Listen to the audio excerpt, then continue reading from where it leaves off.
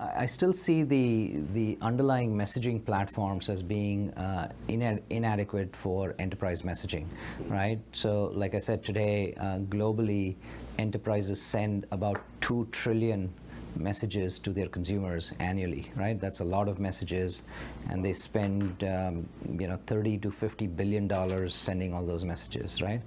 And today, all of those messages go primarily through the operator channel as an SMS.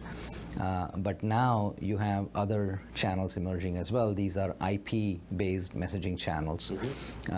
Think about Facebook Messenger, think about WhatsApp, Viber, WeChat, depending on which country you're in. You also have these voice messaging channels emerging. IP-based messaging channels are much richer, right? They enable rich media versus SMS that's usually only plain text. Yeah. They enable SMS is plain text. IP messaging enables rich media. SMS, oftentimes it's hard to have a two-way conversation, but again, with IP messaging, it's easy to build these chatbots and experiences.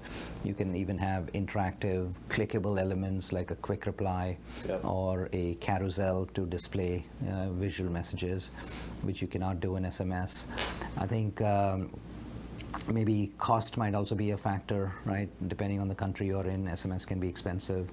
IP messaging channels offer different capabilities. Now, admittedly, SMS tends to be ubiquitous. That's the great thing. It reaches every mobile device, right. And IP channels are getting there, right? But the point I'm making is enterprises have to think of it as a broad spectrum of choices. It's no longer just one obvious choice. Yeah. There are multiple options, and just thinking through offering more ways for your consumers to engage with you. That offers an upside. That offers you, enables you to engage with more customers in more engaging ways.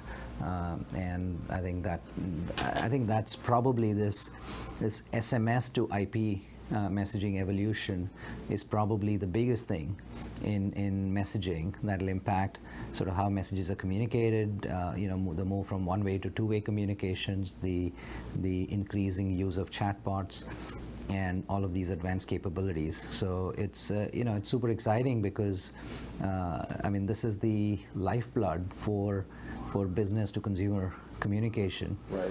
And in many parts of the world, that's literally the only channel of communication with consumers, not just for businesses, but even governments, agencies, and so on. US is a very media saturated environment, so there's many different ways to communicate. You have email and social media and other things.